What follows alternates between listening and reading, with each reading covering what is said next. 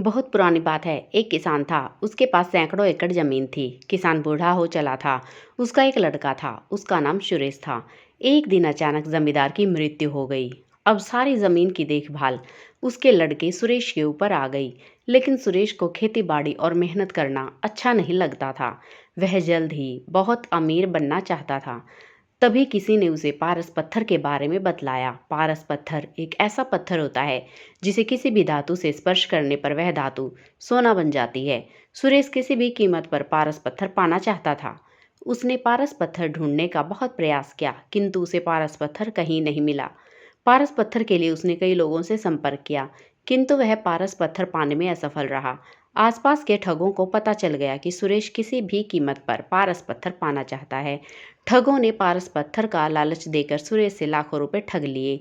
ठगों के बाद सुरेश ढोंगी बाबाओं के जाल में फंस गया। ढोंगी बाबाओं ने भी सुरेश को लालच देकर बहुत सा पैसा ऐंठ लिया। पारस पत्थर के लोभ में सुरेश को बहुत नुकसान हुआ और उसे अपनी कई एकड़ जमीन भी बेचनी पड़ी।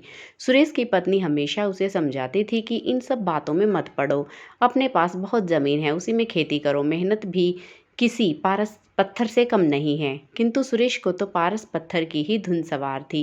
एक दिन गांव में बहुत पहुंचे हुए संत आए। सभी ने उन्हें अपनी समस्याएं बतलाई। सुरेश भी अपनी पत्नी के साथ उनसे मिलने गया और उन्हें अपनी समस्या बतलाई। संत सुरेश की बातें सुनकर मुस्कुराए और बोले, मैं जैसा कहूँ वैसा ही करना, तो तुम्हें पारस पत्थर अवश्य मिलेगा। संत की बात सुनकर सुरेश बहुत खुश हुआ और संत से बोला, कृपया कर मुझे वह तरीका बतलाएं जिससे मुझे पारस पत्थर मिल जाए।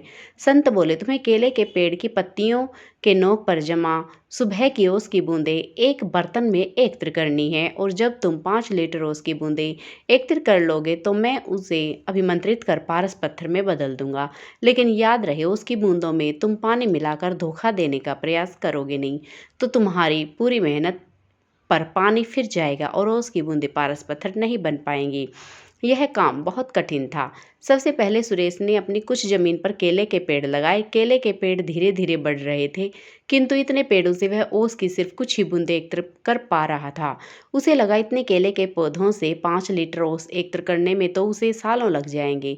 उसने फिर कुछ केले के पौधे और लगाए। इस तरह करते करते उसने अपनी लगभग पूरी जमीन पर केले के पेड़ लगा लिए। सुरेश अब इन केलों के पौधों को पानी देता और उनकी देखभाल करता था। 2 साल की अथक मेहनत के बाद सुरेश 5 लीटर ओस की बूंदें एकत्र कर पाया और अत्यधिक प्रसन्न होकर साधु महाराज के पास गया और उन्हें 5 लीटर ओस की बूंदों से भरा बर्तन देते हुए बोला, साधु महाराज, आपके आज्ञा अनुसार मैंने 2 साल की अथक मेहनत के बाद ये 5 लीटर ओस की बूंदें एकत्र कर ली हैं। कृपया अब इन्हें पारस पत्थर में बदल दीजिए। साधु महाराज बोले, सुरेश, तुम्हारी मेहनत सराहनीय है। तुम्हें तुम्हारी मेहनत का फल अवश्य मिलेगा।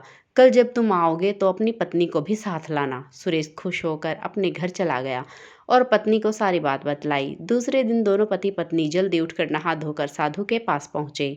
साधु ने सुरेश को देखकर कहा, सुरेश, मैंने ओस की बूंदों को पारस पत्थर में बदलने के बहुत प्रयास किया, किंतु मैं उन्हें पारस पत्थर में नहीं बदल सका। यह सुनकर सुरेश बहुत उदास हुआ और साधु से बोला, आपके कहे अनुसार मैंने 2 साल अथक मेहनत करके 5 लीटर ओस की बूंदें एकत्र की, किंतु मेरी मेहनत बेकार गई। आपने भी दूसरे लोगों की तरह मुझसे झूठ बोला। सुरेश की बात सुनकर साधु बोले, बेटा, मेहनत कभी भी बेकार नहीं जाती। तुम्हारी पत्नी के हाथ में जो पोटरी है उसे खोलो। सुरेश ने उसकी पत्नी के हाथों में रखी पोटरी खोली तो देखकर दंग रह गया। उसमें सोने चांदी के आभूषण और कीमती रत्न थे। साधु बोले, सुरेश, ये तुम्हारी मेहनत का फल है जो किसी पारस पत्थर से कम नहीं है। सुरेश ने कहा, यह मेरी मेहनत का फल कैसे हुआ? साधु बोले, तुमने 2 साल से मेहनत करके जो केले के पौधे लगाए थे, 2 साल से उनमें फल भी लग रहे हैं, किंतु तुम्हारा पूरा ध्यान पारस पत्थर और ओस की बूंदों पर था और तुमने फलों पर ध्यान ही नहीं दिया। किंतु तुम्हारी पत्नी इन फलों को बाजार भिजवा दिया करती थी और ये सारे आभूषण और रत्न फलों की बिक्री से आए पैसों को बेचकर खरीदे हैं। सुरेश ने मुस्कुराते हुए उसकी पत्नी की तरफ देखा और बोला, तुम सही थी जो हमेशा कहती थी कि मेहनत से बड़ा कोई पारस पत्थर नहीं होता। सुरेश साधु की तरफ हाथ जोड़कर बोला, आपने मेरी आंखें खोल दी। अब मैं हमेशा मेहनत करूंगा और पैसा कमाने के लिए कोई शॉर्टकट नहीं अपनाऊंगा। सुरेश अब खूब मेहनत करने लगा और अपनी मेहनत से समाज में खोया रुतबा फिर से प्राप्त कर लिया। शिक्षा, मेहनत से कुछ भी पाया जा सकता है।